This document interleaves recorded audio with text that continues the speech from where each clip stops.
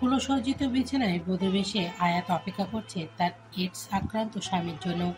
সৎমা মোটা অঙ্কের টাকার বিনিময়ে জোরপূর্বক আজ তাকে ব্যবসায়ী আফরাদ ইসলামের সাথে বিয়ে দিয়ে দিয়েছেন। আয়াত বারবার না করার পরও তার উপর রহম করেনি তার সৎমা। সদ্য এসএসসি পরীক্ষার বিজ্ঞান বিভাগ থেকে জিপিএ 5 প্রাপ্ত আয়াত যখন খুশিতে তার ফলাফল বাবাকে জানাতে এসেছিল, আপন মা সমতুল্য সৎ মা তখন আয়াতের হাতে একটা বেনারসি ধরিয়ে দেয়। আয়াত অবাক দৃষ্টিতে তাকিয়েছিল। তখন তার সৎ মায়ের পানে। কয়েক ঘন্টা পূর্বে হাতে একটা ফোন নিয়ে হন্তদন্ত হয়ে ছুটছে আয়াত। বাবার রুমে গিয়ে হুইল চেয়ারে বসে থাকা বাবাকে জড়িয়ে ধরে ফোনে আসা মেসেজটা দেখিয়ে উচ্ছ্বসিত মুখে বলে, বাবা দেখো, আমি জিপিএ 5 পেয়েছি। তোমার ইচ্ছে পূরণে আরও এক ধাপ এগিয়ে গেছি। এখন আমি মেডিকেল অ্যাডমিশন টেস্ট দিব। দেখবে একদিন ডাক্তারের অ্যাপ্রন গায়ে দিয়ে ডাক্তার হয়ে তোমাকে সুস্থ করে দিব।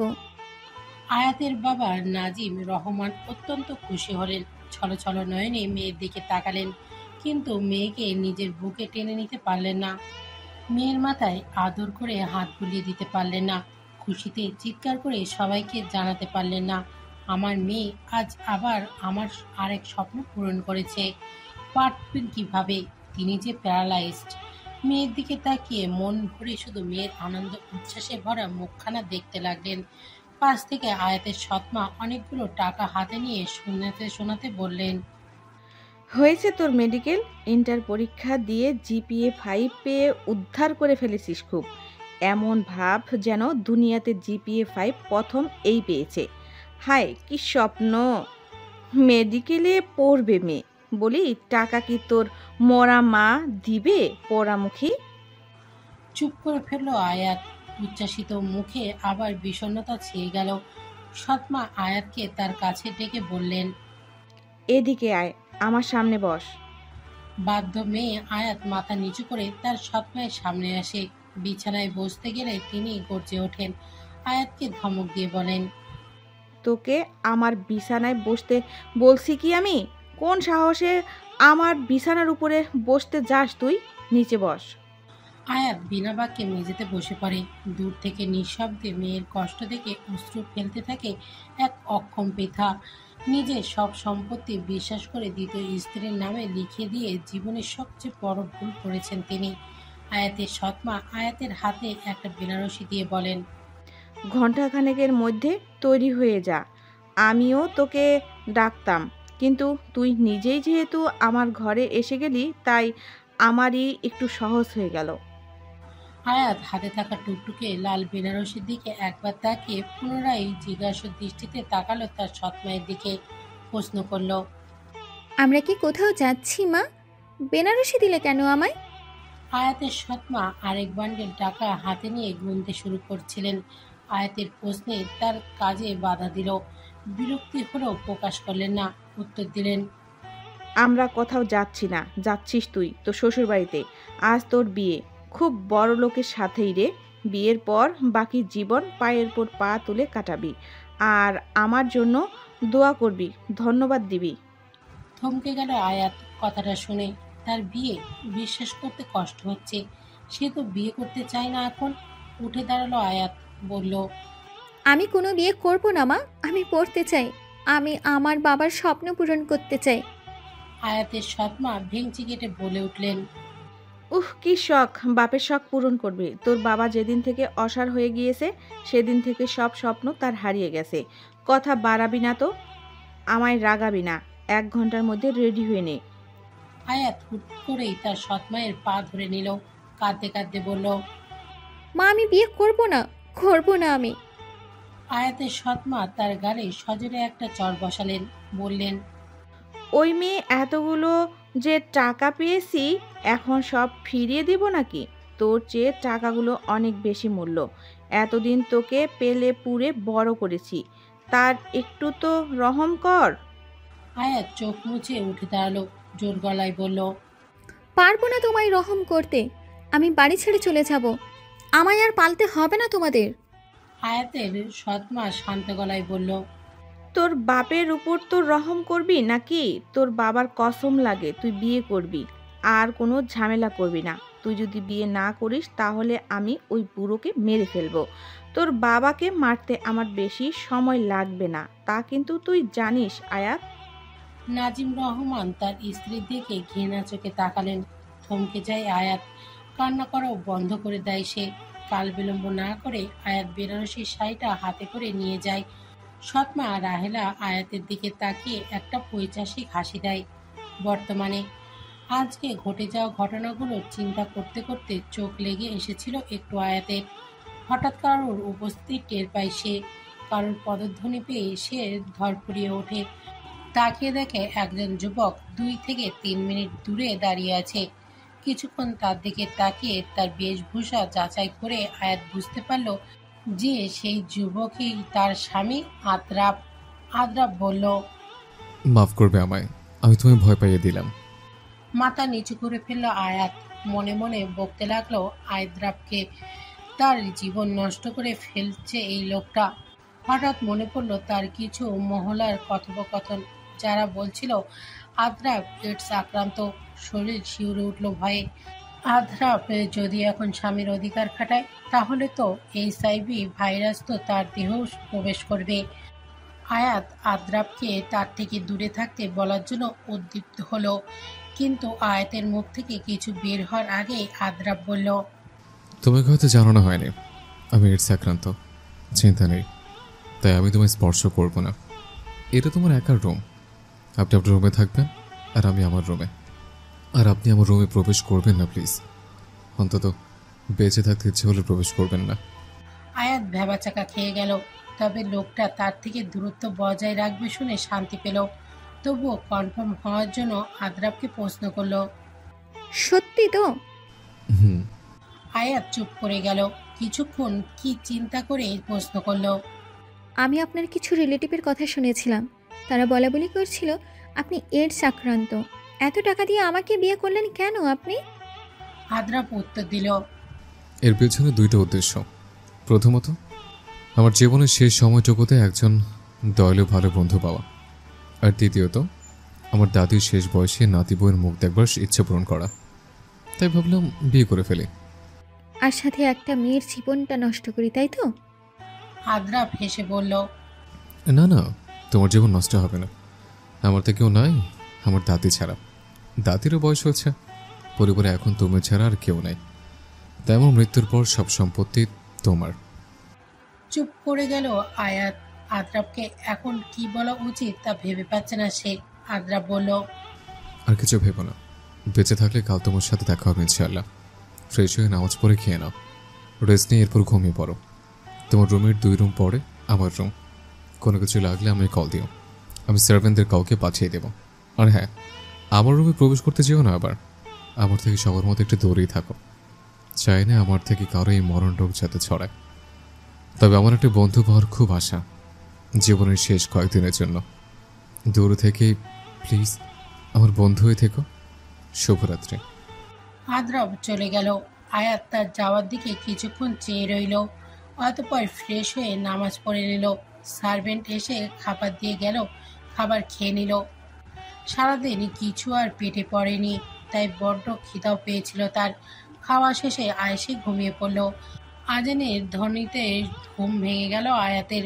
শোয়া থেকে উঠে বসে চোখ কসলায় কিছুক্ষণ সে। বিসমিল্লাহ পড়ে বিছানা থেকে উঠে ফ্রেশ হয়ে অজু করে নেয় সে। নামাজ পড়ে নিজের বাবার জন্য দোয়া করে, মৃত মায়ের পরকালের জীবনে শান্তির জন্য দোয়া করে। কিছুক্ষণ কোরআন তেলাওয়াত করে সে।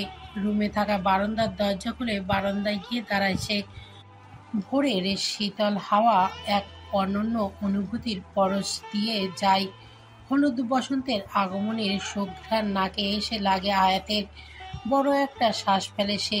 প্রতিটা শ্বাস প্রশ্বাস নতুন উদ্যমে জীবন পরিচালনার প্রেরণা দেয়। বারান্দায় দাঁড়িয়ে বাগানের দিকে চোখ বুলিয়ে নিল। বাগানে একটা মানুষের অবয়ব দেখতে পেল। দেখল সেই মানুষটি ইশারা করে কিছু বলছে তাকে। ভালো করে দেখে বুঝতে পারল আদ্রাব তাকে ইশারা করছে। আদ্রাব জোরে ডাক দিয়ে বলল, এখানে এসে বড় আয়াত। আয়াতের কান পর্যন্ত আদ্রাবের কণ্ঠ পৌঁছেছে কিনা তা নিশ্চিত না আদ্রাব। আয়াত বারান্দা থেকে চলে গেল। এটা দেখতে পেল। ছোট্ট একটা নিঃশ্বাস ফেলে বাগানে হাঁটতে শুরু করলো। কিছুক্ষণ পর এক মেয়েলি কণ্ঠ শোনা গেল। প্রশ্ন করলো, ডেকেছেন কেন আমায়? মুচকি হাসলো আদ্রাব। আয়াত এসেছে তাই ভেবে খুশি হলো। পেছনে ঘুরে নীল কামিজ পরিহিত অপ্সরীকে দেখতে পেল। ভোরের কুয়াশায় আয়াত যেন দ্বিগুণ স্নিগ্ধতা ছড়িয়ে দিচ্ছে। আদ্রাব আয়াতকে প্রশ্ন করলো। গল্প করবে আমার সাথে? আয়াত কোনো উত্তর দিল না।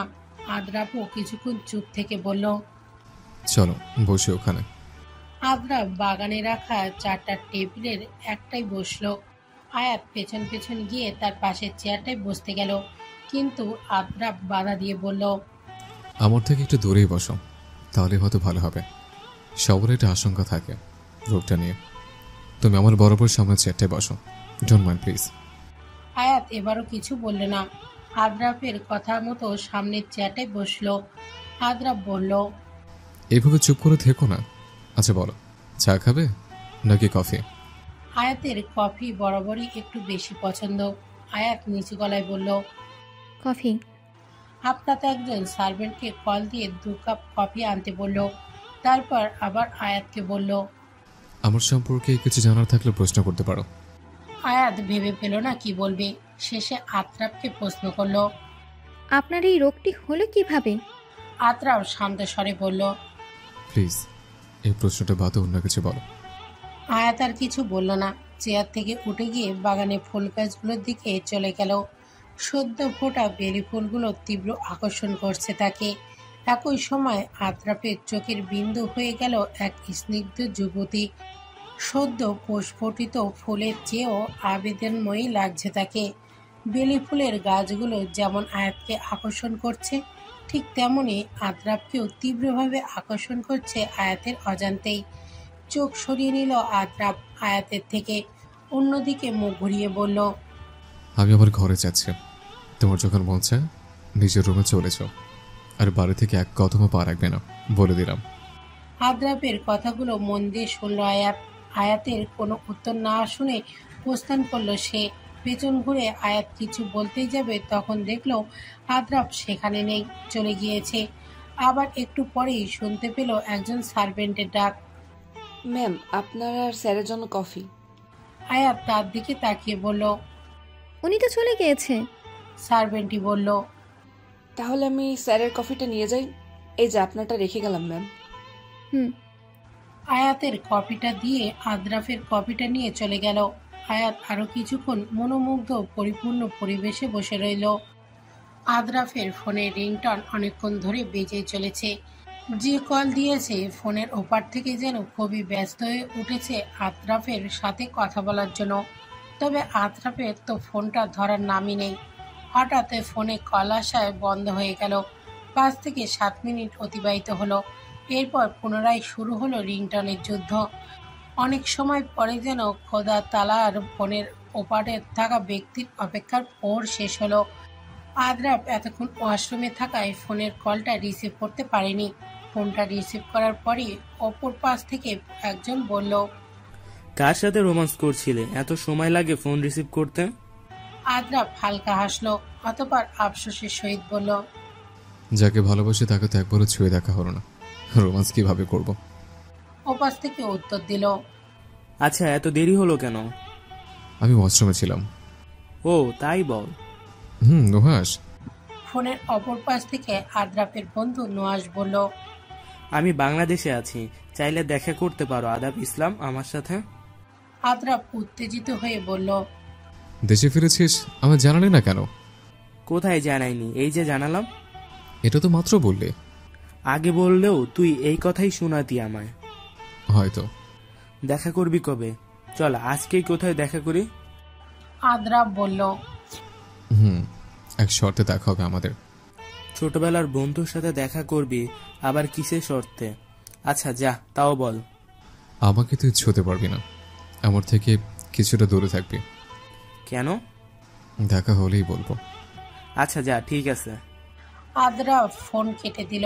দরজার অপর পাশ থেকে কেউ নক করায় পেছনে ঘুরে তাকালো, দেখলো তার দাদি এসেছে। আদ্রাফ দূর থেকেই তার দাদিকে বলল, দাদি আমার রুমের সামনে কেন আসলে? তোমার যদি কোনো সমস্যা হলে তখন কি করবে তুমি? কাউকে দিয়ে আমি ডেকে নিতে, তাহলেই তো হতো। আদ্রাফের দাদি বাইরে দাঁড়িয়েই বলল, ওই রোগটা হতে কি এমন হয়েছে যে নিজেকে গৃহবন্দী বানিয়ে ফেলছিস তুই? আদ্রাফ মুচকি হেসে বলল, আরে দাদি, তেমন কিছু না, শুধু আর কিছু ভাল লাগে না। তুমি তোমার রুমে যাও, আমি আসছি। আদ্রাফের দাদি বাইরে থেকে আদ্রাফের রুমে হালকা উঁকি মেরে নিল। তারপর হতাশ হয়ে বলল, তা আমার সতীন কই রে? ভ্যাবাচাকা খেয়ে গেল আদ্রাফ তার দাদির কথা শুনে। প্রশ্নটা বুঝতে যথেষ্ট বেগ পেতে হলো তার। দাদির কথা শেষে বুঝতে পেরে হালকা সংকোচ নিয়ে বলল, দাদি, তুমি কি আয়াতের কথা বলছো? আদ্রাফের দাদি মুখ ভরা হাসি নিয়ে বলল। হ্যাঁ রে, কই আমার আয়াত সতীন? আদ্রাফ উত্তরে কি বলবে বুঝতে পারল না। আদ্রাফের দাদি এইডস রোগ এবং এর ঘাতকতা সম্পর্কে যথেষ্ট অবগত নয়। আদ্রাফ তার দাদিকে জানাতে চায়নি যে সে এইডস রোগে আক্রান্ত। গোপন খবর তো বাতাসে উঠতে উঠতে ছড়ায়। সেই সাথে আদ্রাফের এইডস হয়েছে এই খবরটাও কিছু দূর সম্পর্কের আত্মীয়ের কানে পৌঁছে গেল, আর তা থেকেই খবরটা গেল দাদির কানে। আদ্রাফ তার দাদিকে সামলাতে তখন তাকে বলেছিল যে এটা তেমন কোনো রোগ নয়, সেরে যাবে জলদি। আদ্রাফের দাদি তার নাতি আদ্রাফকে নিজের থেকেও বেশি বিশ্বাস করে, আর রোগ সম্পর্কে ধারণা না থাকায় বিশ্বাসটা জলদি করে ফেলে সে। এবার আবদারি করে ফেলে নাত বউ পাওয়ার। দাদির কথা রাখতে বাধ্য হয়ে তাই নিজের ভালোবাসাকেই বিবাহ বন্ধনে আবদ্ধ করে নেয় সে। আদ্রাফের দাদি আদ্রাফকে আবার ডাক দিয়ে প্রশ্ন করল। কি রে, কই হারিয়ে গেলি? আদ্রাফ বলল, তুমি তোমার ঘরে যাও, আরামে বসো, একটু শান্ত হও, আমি আয়াতকে পাঠাচ্ছি। কই ও? আদ্রাফ মিথ্যা বলল। দাদি বলল, আচ্ছা। আয়াত সার্ভেন্টের দেখানো অনুযায়ী একটা ঘরের সামনে এসে দাঁড়ালো। দরজা খানিকটা ভেজানো। ভেতরে রকিং চেয়ারে একটা ছাই রঙা পোশাক পরা মহিলাকে দেখা যাচ্ছে। আয়াত বুঝে নিল ইনি আদ্রাফের দাদি। কিছুক্ষণ আগে আদ্রাফ একজন সার্ভেন্টকে পাঠায় তার রুমে। সে তাকে জানায় আদ্রাফ তাকে তার দাদির সাথে দেখা করতে বলেছে। দাদি নাকি তার সাথে দেখা করতে চায়। আয়াত বাধ্য মেয়ে হয়ে সার্ভেন্টের পিছু পিছু দাদির ঘরের দিকে যায়। প্রতিমধ্যেই সার্ভেন্টকে প্রশ্ন করে, আপনারা সবাই এমন রোবটের মতো কেন? সার্ভেন্ট বলল, স্যারের অসুস্থতার পর এই বাড়িতে যতটুকু প্রাণবন্ততা ছিল সেটাও হারিয়ে গিয়েছে। আয়াত চুপ করে গেল। কিছুক্ষণ কি যেন চিন্তা করে আবার প্রশ্ন করল। ওনার মা বাবা কোথায়? উত্তর দেয়নি সে। দাদির ঘরের সামনে এসে পরে তারা। সে সার্ভেন্ট আয়াতকে বলে, ভিতরে বড় ম্যাডাম বসে আছেন, আপনি যান, গিয়ে দেখা করুন। এই বলে চলে যায়। আয়াত রুমের দরজার সামনে যায়। বাকিটুকু সবার জানা। আয়াত কেন যেন ভয় পাচ্ছে আদ্রাফের দাদির সাথে দেখা করতে। ঘরের ভেতর থেকে আয়নার মধ্যে একটা মেয়ের প্রতিচ্ছবি দেখতে পায় আদ্রাফের দাদি, মিসেস দিলারা জাহান। তিনি বলেন, বাহিরে কেন দাঁড়ায় আছিস? সতীন, ভিতরে আসো। টাসকি খেয়ে গেল আয়াত। কি বললেন উনি এটা? ধীর পায়ে মাথা নিচু করে ঘরটিতে প্রবেশ করে আয়াত। পুরানো আমলের বিভিন্ন আসবাবপত্র দ্বারা সুসজ্জিত এই ঘরটি বেশিরভাগই জমিদারের ব্যবহার করা আসবাবপত্রের অনুরূপ। ঘরটির ভেতরে কিছুটা প্রবেশ করে আবার স্থির হয়ে দাঁড়িয়ে রইল সে। দিলারা জান আবার বললেন, কি রে, আমার সামনে আসবি না? আয়াত এই কথা শুনে সামনে আসে আদ্রাফের দাদি। দেখতে পায় পাকা পাকা চুল ও দুধে আলতা গায়ের রং নিয়ে একটা বই হাতে রেখে বসে আছেন সে। বুড়ি বয়সেও এত রূপ, ভাবতেই বারবার অবাক হচ্ছে আয়াত। দিলারা জাহান আয়াতকে একটা সোফা দেখিয়ে আবার বললেন, এদিকে বস তো, আমি একটু দেখি তোকে। চুপ করে আয়াত আদ্রাফের দাদির সামনে এসে মাথা নিচু করে বসে। কেমন যেন একটা আজব অনুভূতি হচ্ছে তার। কিছুটা লজ্জা গ্রাস করেছে তাকে। আদ্রাফের দাদি আয়াতের থুতনি ধরে মুখটা উঁচু করে নেন। সাথে সাথেই বলে ওঠেন, মাশাআল্লাহ। এরপর আর কিছু না ভেবেই নিজের গলা থেকে একটা মোটা স্বর্ণের চেন আয়াতকে পরিয়ে দিল। আদ্রাফের দাদির এহেন কাজে আয়াত স্তব্ধ। হা করে তাকিয়ে রইল আয়াত। আদ্রাফের দাদি আয়াতের গালে হাত দিয়ে বলল, এখন এটাই দিলাম সতীন, একটু পরে তোকে আরও গহনা দিব। আসলে এখানে হাতের কাছে এটাই ছিল, তাই আর কি। আয়াত দাদির আচরণে অবাকের ওপর অবাক হচ্ছে। দিলারা জামান মুচকি হেসে বললেন, কি রে, আমি তোকে সতীন বেলায় রাগ করলি, নাকি শুধু একটা চেইন দিলাম দেখে মন খারাপ করলি? এবার আয়াত যেন কিছু না বললেই নয়। আয়াত বলল, বলেন কি দাদি, আপনি যা দিয়েছেন তাই তো অনেক বেশি। আমি কখনোই এসবের আশা করিনি দাদি। আর রইল সতীনের কথা, আমি একটুও রাগ করিনি বা মন খারাপ করিনি।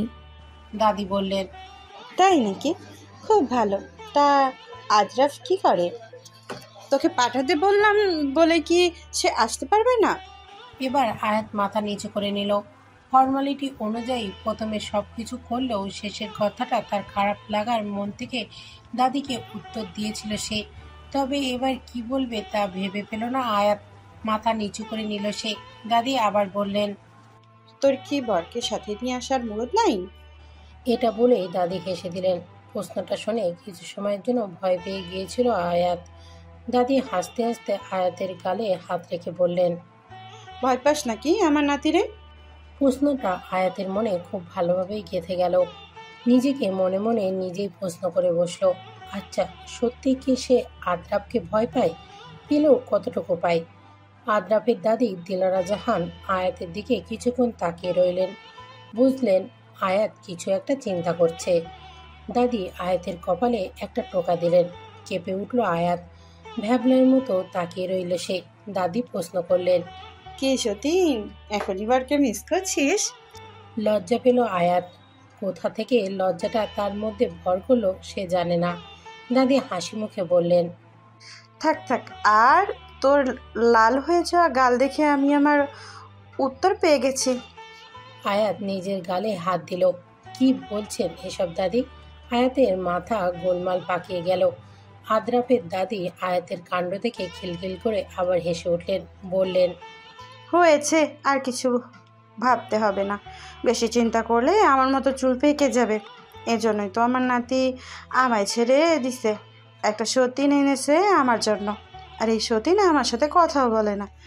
আয়াত হেসে দিল, বলল, দাদি, আপনার চুল পাকা হলেও আপনি অনেক মিষ্টি। তাই নাকি? আয়াত বলল, তাই এত কিউট আপনি যে এখনো আপনাকে পাওয়ার জন্য আপনার পেছনে ছেলেরা লাইন ধরে থাকবে। তাহলে তোর বরকে বিয়ে করলো কেন? আমার পেছন ছেড়ে দিল কেন? কে বলেছে আমি তোমার পেছনে ছেড়েছি? দরজার বাইরে থেকে প্রশ্ন করলো আদ্রাফ। আয়াত আর আদ্রাফের দাদি দরজার দিকে তাকিয়ে দেখলো আদ্রাফ এসেছে। আয়াতে কেন যেন মুখ ঘুরিয়ে নিল। আদ্রাফ খেয়াল করলো ব্যাপারটা, তবে বিষয়টা স্বাভাবিকই নিল। বাদ সাধলেন আদ্রাফের দাদি। বললেন, সতীন দেখি আমার আদ্রাফের দিকে তাকিয়েও দেখে না। আই আদ্রাফ, তুই এদিকে আয় তো। আদ্রাফের একটু সংকোচ হলো। পরে দাদি মন খারাপ করতে পারে এই চিন্তা করে দাদির সামনে এলো। তখন দাদি বললেন, এই আমার বালিশের নিচে যে আলমারির চাবি থাকে না, ওইটা আমায় এনে দে। আদ্রাফ মাথা নাড়িয়ে সম্মতি জানালো। দাদির বিছানার সামনে গিয়ে বালিশে হাত দিল। হাত দিতেও তার কিছুটা সংকোচ হচ্ছিল। তবুও বালিশটি সরিয়ে আলমারির চাবি ছাড়াটা এনে দাদির হাতে দেওয়ার জন্য উদ্যত হলো। তখনই দিলারা জাহান বাধা দিয়ে বলল, এই আমায় দিতে হবে না। এই পা ব্যথা নিয়ে বারবার উঠতে পারি না। তুই আমার সিন্দুক থেকে নীল রঙা গয়নার বাক্সটা বের কর। আয়াত সবকিছু চুপ করে শুনল। দাদির কথাটার মানে বুঝতে পেরে অবাক চোখে আবার দাদির দিকে তাকালো। বলল, দাদি, আদ্রাফের দাদি এক ভুরু কুঁচকে আয়াতের দিকে তাকালো।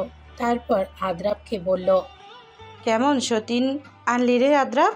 মাঝে মাঝে কথাই বলে না, আবার যখন কথা বলে তখন বেশি বলে ফেলে। আয়াতের অপরাধ বোধ হলো। আদ্রাফ আয়াতকে আশ্বাস দিয়ে বলল, দাদি যেটা বলছে সেটা শোনো, এত চিন্তা করো না তুমি। আদ্রাফ আলমারির সিন্দুক খুলে একটি বড় নীল রঙের গহনার বক্স বের করলো। তারপর সেটি দাদির হাতে দিয়ে বলল, নাও ড্রামা কুইন। আদ্রাফের দাদি বক্সটা খুলে আয়াতের সামনে ধরলো। আয়াত দেখতে পেল অনেক ভারী ভারী পুরনো ডিজাইনের গয়না।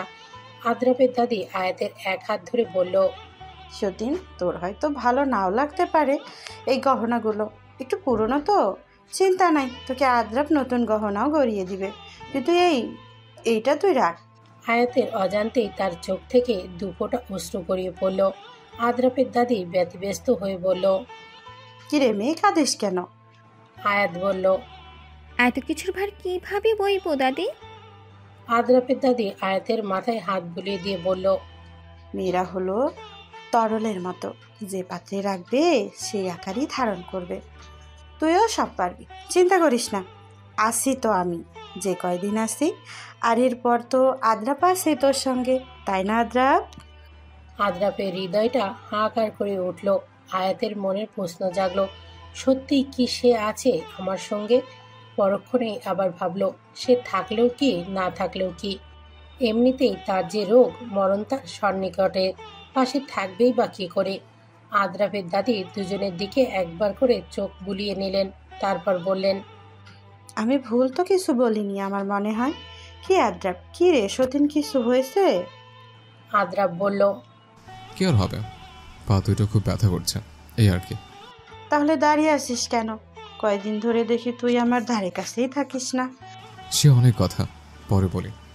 আচ্ছা, তাহলে আমার সতীনকে এই গহনাগুলো পরিয়ে দেখাতো, আমি মন প্রাণ জড়িয়ে তোদের দেখি। আয়াত আরো অস্বস্তিতে পড়ে গেল। আদ্রাপ রেহাই পেতে বলল, দাদি, তুমি জানো এই গয়নার মার পেছে আমি কিছু বুঝি না, তার চেয়ে বরং তুমি পরিয়ে দাও ওকে। আদ্রাপ আর একটা কথাও না বলে যেটা বলছি সেটা কর। আদেশের সুরে বললেন দাদি। আদ্রাপ করুণ চোখে আয়াতের দিকে তাকালো। আদ্রাপ কারো বেশি কাছেই যেতে চাচ্ছে না। ওর ভয় হয় যদি ওর থেকে কারো এই রোগ আবার হয়ে যায়। নিজে যেভাবে এবার জীবন নিয়ে ভুগছে, অন্য কেউ সেই কষ্টের সম্মুখীন হোক তা সে চায় না। আয়াতের বোধগম্য হলো আদ্রাপের চাহনি। বুঝতে পারল আদ্রাপের কেন এত সংকোচ। নিজে বসা থেকে উঠে গেল আয়াত। আদ্রাপের সামনে এসে দাঁড়ালো আয়াত। আদ্রাপের হাতে গয়নার বাক্সটা দিয়ে বলল, এখান থেকে গয়নাগুলো নিয়ে আমায় পরিয়ে দিন। অবাক হলো আদ্রাপ। তার নয়ন যুগলে সৃষ্টি হলো হাজারো প্রশ্ন। তবে আয়াত বুঝতে পেরে দুইটি বাক্যর সমাধান দিয়ে দিল। আয়াত আদ্রাপের কানের সামনে একটু এগিয়ে গিয়ে ধীর কণ্ঠে বলল, ভয় নেই, রোগটা তো ছোঁয়াচে নয় যে আমারও হয়ে যাবে। আপনি শুধু শুধু বেশি ভয় পেয়ে আছেন, চিন্তা নেই। আদ্রাপ এক ভুরু উঁচিয়ে তাকালো আয়াতের দিকে। আয়াত বিনিময়ে একটা মুচকি হাসি আদ্রাপকে উপহার দিল। ইশারা করে বলল, পরিয়ে দিন, না হলে দাদি কষ্ট পাবে। হালকা মাথা নাড়িয়ে আয়াতের ইশারায় সম্মতি দিল আদ্রাপ। একে একে অনেকগুলো গহনা আয়াতকে পরিয়ে দিল। হাঁপিয়ে উঠল দুজনেই। একজন গহনা গায়ে দিয়ে হাঁপিয়ে উঠেছে, আর একজন পরিয়ে। দুজনেই একসাথে বলল, আর না দাদি। দুইজনকে চোখ ভরে দেখল দিলারা জাহান। শীতের এই শেষ মুহূর্তের আবহাওয়াটা দারুণ, তাই না আয়াত? বাগানে হাঁটতে হাঁটতে আয়াতকে প্রশ্ন করলো আদ্রাপ, তবে বিনিময়ে উত্তর পেল। হুম। আদ্রাপ বলল, আমার দাদির মতো এবারও আমারও বলতে ইচ্ছা করছে যে তুমি কথা বলতে পারো না। আয়াত ভুরুকুসকে আদ্রাপের দিকে তাকালো। আদ্রাপ তখন দুই হাতের শাহাদাত আঙুল দুটি উঠিয়ে বলল, এই যে খালি এক এক রকম এক্সপ্রেশন দেবে, কিন্তু কোনো কথাই বলবে না। আয়াত রেগে বলল, তো আমি কি এখন মাইক নিয়ে গান বকবক শুরু করব? আদ্রাপ বলল, করতেই পারেন, জীবনের শেষ মুহূর্তে আমার বন্ধুর বকবক শোনেই না হয় কাটায়। আয়াত চুপ করে গেল। কোনো এক গভীর চিন্তায় মগ্ন সে। আদ্রাপ বলতে লাগলো, আচ্ছা আয়াত, সত্যিই তো এই স্ট্রোক এমনি সবার একটু সান্নিধ্যে থাকলে ছড়াবে না, তাই না? আয়াত উত্তর দিল না। আদ্রাপ জোরে ডাক দিয়ে বলল, এই আয়াত, শুনতে পেল না?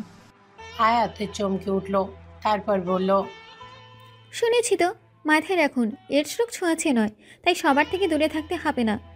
কাছে থাকলেও কিছু হবে না, চিন্তা নেই।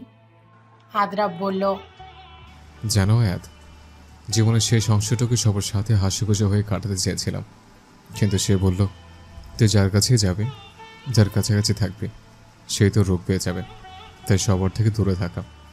কিন্তু তোমার কথা বিশ্বাস করলাম, তোমার চোখে মিথ্যা দেখতে পাইনি। তুমি যেহেতু বলেছ, তাহলে এখন থেকে যে কয়েকদিন বাঁচে সবার কাছাকাছিই থাকবো, এনজয় করব।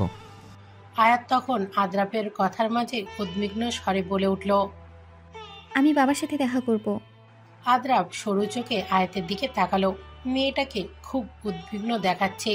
দেখে মনে হচ্ছে হাজারো চিন্তা মাথা খেলছে তার। চোখ মুখে ভয়ের ছাপ। আদ্রাব দুষ্টুমি স্বরে বলে। যদি যেতে না দেয়?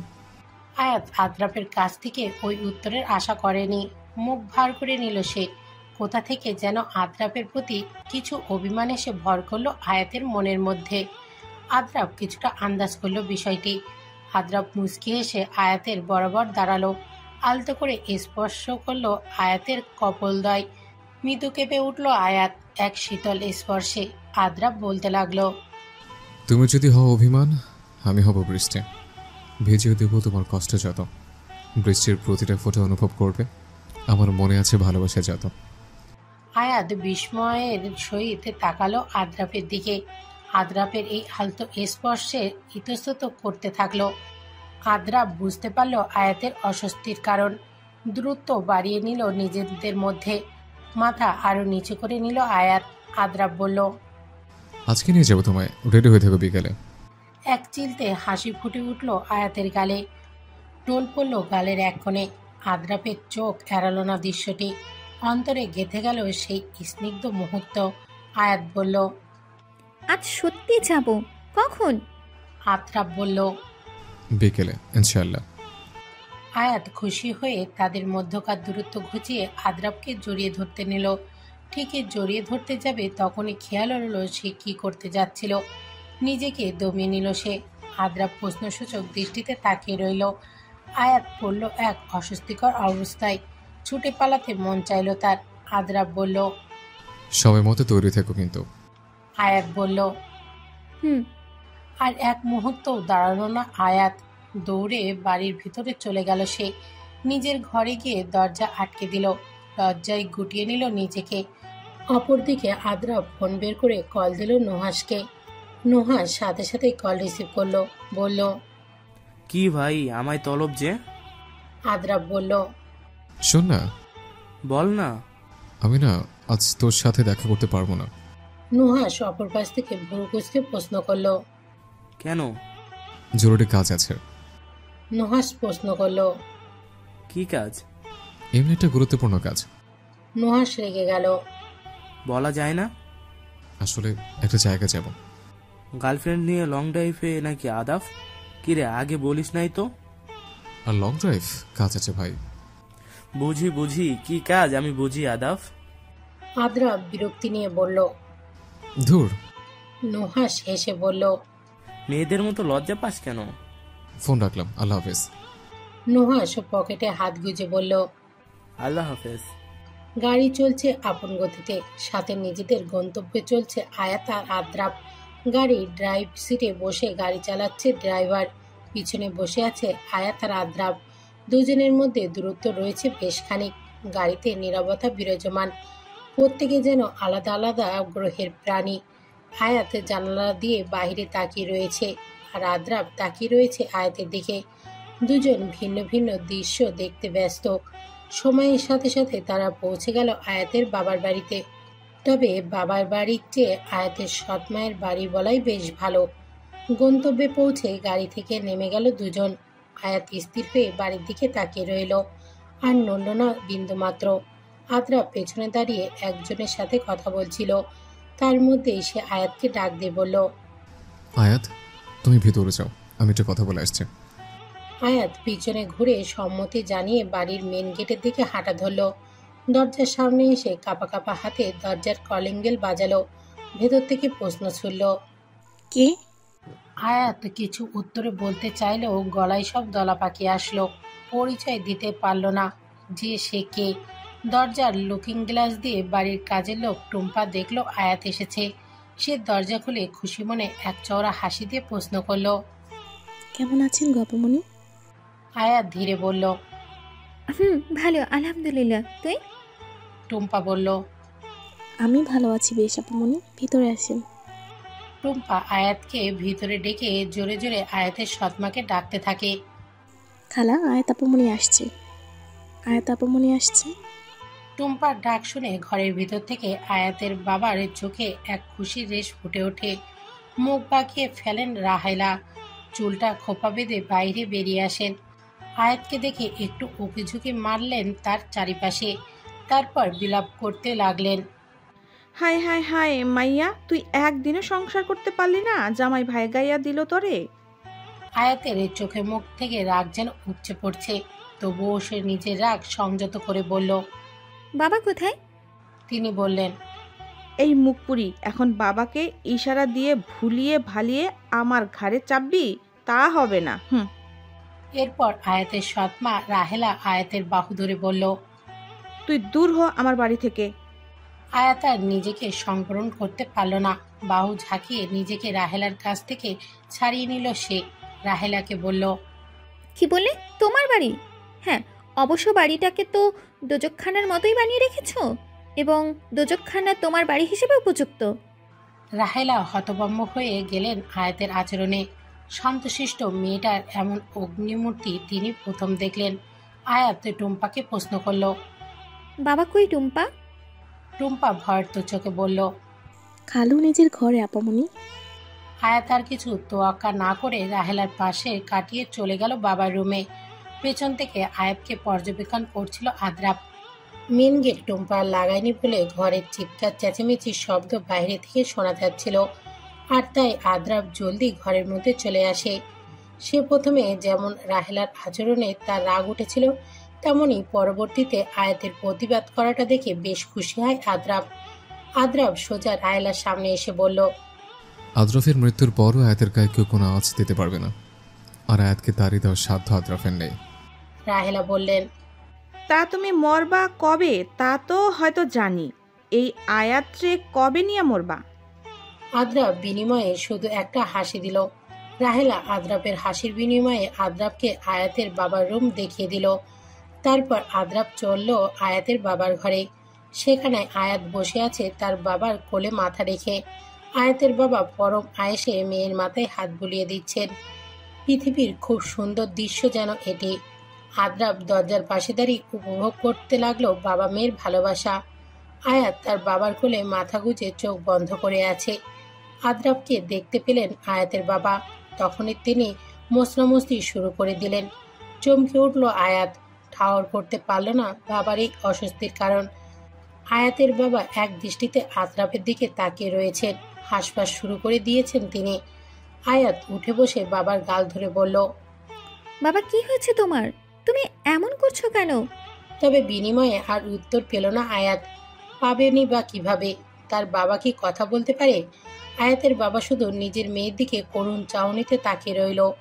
আয়াতের বুকে তীরের মতো বিঁধল বাবার সেই করুণ দৃষ্টি। নিজের মুখটাকে সরিয়ে নিল সে। আদ্রাব আয়াতের বাবার সামনে আসলো, তারপর বলল, আপনাকে বাবা বলে ডাকতে পারি? ভেতরে ভেতরে অবাক হয়ে গেলেন আয়াতের বাবা। আদ্রাব বলল, শুধু মাথা নাড়িয়ে বোঝালেই হবে। আয়াতের বাবা না করেননি, মাথা নাড়িয়ে অনুমতি দিয়েছেন আদ্রাবকে। আদ্রাব আয়াতের বাবার সামনে হাঁটু গেড়ে বসে বলল, আমি এটা বুঝতে পারছি, আপনি জানেন আমি এইডস আক্রান্ত। আয়াত অবাক চোখে তাকালো বাবার দিকে। সে জানতে দিতে চায়নি তার বাবাকে এই বিষয়টি। আদ্রাব বলল, আপনার মেয়ের আমার দ্বারা কোনো ক্ষতি হবে না ইনশাল্লাহ। আপনার মেয়েকে আমি কোনোদিন স্পর্শ করবো না। কথাটা শোনা মাত্রই আয়াত মাথা নিচু করে ফেলল। আয়াতের বাবাও মাথা নিচু করে ফেলল। আদ্রাব বলল, আমি জানি আমার আপনার মেয়েকে বিয়ে করা উচিত হয়নি, কিন্তু আপনার মেয়ের সকল স্বপ্ন পূরণ যে এখান থেকে হতো না বাবা। আয়াতের বাবা চোখ ভিজে আসতে থাকে। আদ্রাব আয়াতের দিকে তাকিয়ে বলে, আমি আয়াতের বন্ধু হয়ে সেই সময়টুকু বাঁচতে চাই বাবা। আয়াতের চোখের কোণে অশ্রু জমতে থাকলো। কি কারণে তারা চোখেতে জমা হচ্ছে তা জানা নেই আয়াতের। নিজের অনুভূতিগুলো আটকাতে পারছে না আয়াত। দৌড়ে বেরিয়ে গেল সে। আদ্রাব আর আয়াতের বাবা তার যাওয়ার পানে তাকিয়ে রইল। আয়াত দৌড়ে নিজের রুমে চলে গিয়ে নিজেকে রুমে বন্দি করে নেয়। রাহেলা রান্না করার সময় এই দৃশ্য দেখতে পায়। টুম্পাকে প্রশ্ন করে, কি রে টুম্পা, এর আবার কি হলো? টুম্পা শিলনোড়া চালাতে চালাতে বলে, কি জানি খালা। রাহেলা পুনরায় নিজের কাজে মনোযোগ দেয়। অপরদিকে ঘরবন্দি আয়াতের অশ্রু যেন কোনো বাধা মানছে না। আয়াত কেন এত কাঁদছে তা সে নিজেও বুঝতে পারছে না। আদ্রাবের কথা শুনে কি সে এত কাঁদছে? কেনই বা কাঁদছে? উত্তর খুঁজে পায় না আয়াত। কেঁদে কেটে নিজেকে শান্ত করতে থাকে সে। আদ্রাব আয়াতের রুমের বাইরে থেকে আয়াতের কান্না শুনতে পাচ্ছিল। একবার ধাক্কা দিতে যায় আদ্রাব, দিতে যেও দেয় না। অদৃশ্য এক বাধা আঁকড়ে ধরে যেন তাকে। মন বলতে থাকে, থাকুক আয়াত, কাঁদুক নিজের মতো। তার আদ্রাফের উপস্থিতি অনুপস্থিতি ভালোবাসা বুঝতে হবে তার বসন্তের বায়ুর মতো স্নিগ্ধ। হঠাৎ এত চুপচাপ কেন তুমি? আয়াতকে প্রশ্ন করে আদ্রাব। আয়াত কিছু বলল না।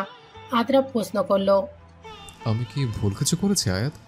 আয়াত আদ্রাবের কথার উত্তর না দিয়েই প্রশ্ন করলো। আপনি কি সত্যি এর আক্রান্ত আদ্রাব? আদ্রাব হাসলো, প্রশ্ন করলো, বলুন না প্লিজ। এখন হয়তো রোগটা আমায় তীব্রভাবে আঁকড়ে ধরছে না, তবে জানো আয়াত, আমার মনে হয় আমার হায়াত আর কয়েক মাস। কথাটা শুনেই ফুপিয়ে কেঁদে উঠল আয়াত। আজ সে কেন আদ্রাবকে নিয়ে এত কষ্ট পাচ্ছে সে জানে না। আয়াত প্রশ্ন করলো, এই রোগের কি কোনো প্রতিকার নেই? আদ্রাব দীর্ঘশ্বাস ফেলে বলল। আয়াতের কান্নার বেগ বেড়ে গেল। আদ্রাব ড্রাইভারকে গাড়িটা এক সাইডে পার্ক করতে বলল। গাড়ি থামার পর আদ্রাব দরজা খুলে গাড়ি থেকে বেরিয়ে গেল। তারপর আয়াতের পাশে দরজা খুলে আয়াতকে বলল, বের হো গাড়ি থেকে। আয়াত প্রশ্নসূচক দৃষ্টি নিবদ্ধ করলো আদ্রাবের দিকে। আদ্রাব বলল, নামো আয়াত। নেমে গেল আয়াত গাড়ি থেকে। আদ্রাব আয়াতের দিকে নিজের হাতটা বাড়িয়ে দিয়ে বলল, তোর হাতটা ধরতে পারি? আয়াত কিছু না ভেবেই নিঃশব্দে হাত রাখলো আদ্রাবের হাতের উপর। আদ্রাব শক্ত করে আয়াতের হাত ধরল, এমন ভাবে যেন হাতটা ছাড়লেই আয়াত ছুটে পালিয়ে যাবে। তারপর বলল, চলো আয়াত। আয়াতের উত্তরের আশা না করে আদ্রাব আয়াতকে নিয়ে হাঁটতে থাকলো। হাঁটতে হাঁটতে তারা একটি চায়ের দোকানের সামনে এসে পৌঁছালো। আদ্রাব আয়াতকে প্রশ্ন করলো। চা খাবে? আয়াত বলল। মন্দ হবে না বোধ হয়। আদ্রাব আয়াতকে দোকানের সামনে থাকা বেঞ্চিতে বসতে বলে দোকানদারের কাছে গিয়ে 2 কাপ দুধ চা বানাতে বলল। তারপর আবার আয়াতের পাশে এসে বসলো। প্রশ্ন করলো, আজ ক্ষণে ক্ষণে এত কাঁদছো কেন? আয়াত চোখ মুখ কুঁচকে প্রশ্ন করলো। প্রশ্নটি কি আমায় করলেন? যাকে করেছে সে নিশ্চিত ইতিমধ্যে বুঝে গেছে। উফ, আপনি সোজাভাবে কথা বলতে পারেন না? কি করব, বউটা আমার একটু বাঁকা। আমি কি বাঁকা? আয়াত কতক্ষণ চুপ করে রইল। তারপর আবার বলল। হুম। আদ্রাব অবাক হলো, তবে প্রকাশ করলো না। আয়াতকে প্রশ্ন করলো, কি হুম? যেটা প্রশ্ন করলেন। উত্তরটা দিতে এত সময় লাগলো কেন? নিজ মনে প্রশ্ন করছিলাম। আদ্রাব তখন আয়াতের দিকে একটু ঝুঁকে বলল, সত্যি উত্তর দিল? না, অনেক কিছুই উত্তর দিয়েছ। আদ্রাব সোজা হয়ে ঠিকঠাক মতো করে বসে অতি উৎসুক ভাব নিয়ে প্রশ্ন করলো, তবে বলো বলো, কি উত্তর দিয়েছে আমার বউয়ের বোন? আয়াত হাসি মুখে বলল, বলবো না। আদ্রাব ভুরু কুঁচকে প্রশ্ন করলো, কেন বলবে না? আয়াত উত্তর দিল, আমার ইচ্ছে জানা। কিছু সময় অতিবাহিত হলো। দুজনেই সেই সময়টুকু চুপ ছিল। আদ্রাব পুনরায় বলতে শুরু করলো, আয়াত, আমি ভালোবাসি না আয়াত। আয়াত চটজলদি উত্তর দিল, জানি না। কেন? আদ্রাব, আমার আপনার প্রতি এক মায়া কাজ করা শুরু করেছে, তবে সেটা ভালোবাসা নাকি আমি জানি না। আদ্রাব বলল, আমি ভালোবাসি না আয়াত। অবাক হলো আয়াত আদ্রাবের কথা শুনে। বলল, ভালোবাসা তো পাপ নয়, তবে আমি আপনাকে ভালোবাসবো না কেন? কারণ ভালোবাসার মানুষটা তো আর বেশি দিন তোমার পাশে থাকবে না। মন থেকে তো পাশে থাকবে। আদ্রাব স্তব্ধ হয়ে তাকিয়ে রইল আয়াতের দিকে। আয়াত মিষ্টি হেসে বলল, বাসায় চলুন। এটা বলে আদ্রাবের অপেক্ষা না করেই সে উঠে গেল। আদ্রাব বিল মিটিয়ে দিতে গেলে দোকানদার প্রশ্ন করলো, চা খাবেন না? না থাক।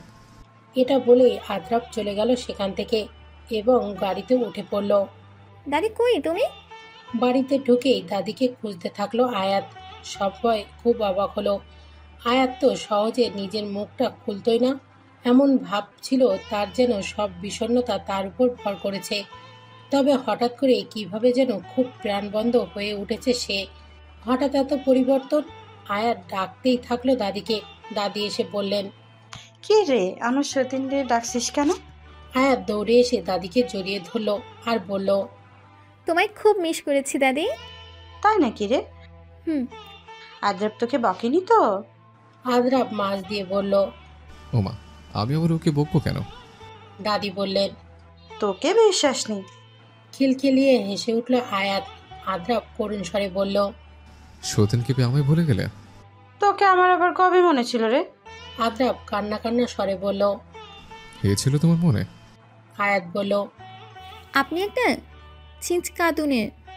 পিছন থেকে একজন বলল, কিরে আদাব, তুই না বললি তুই বাইরে যাবি?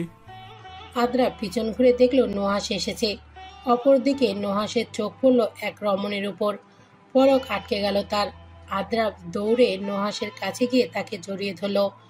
আদ্রাব এক সময়ের জন্য ভুলেই গেল তার সকল জড়তা। নিজের অজান্তেই তার জড়তা আবার কাটিয়ে ফেলল। জিজ্ঞাসা করল, কিরে কেমন আছে? আলহামদুলিল্লাহ, তোর বাসার সামনে দিয়েই আসছিলাম, তাই ভাবলাম দাদির সাথে দেখা করে যাই। আসসালামু আলাইকুম দাদি। দাদি দূর থেকে উত্তর দিল, ওয়ালাইকুম আসসালাম নুহাস। ও বাবা, মনে আছে দেখি আমায়? তোকে মনে থাকবে না? নুহাস বলল। তুই না বাইরে যাবি? আদ্রাব বলল। গিয়েছিলাম তো। নুহাস আদ্রাবের কানে কানে প্রশ্ন করল, মেয়েটা কে রে? আদ্রাব ভরু কুচকে জিজ্ঞাসা করল। কোন মেয়ে? নুহাস ইশারা করে আয়াতকে দেখিয়ে দিল। আদ্রাব কিছুক্ষণ চুপ করে থাকলো।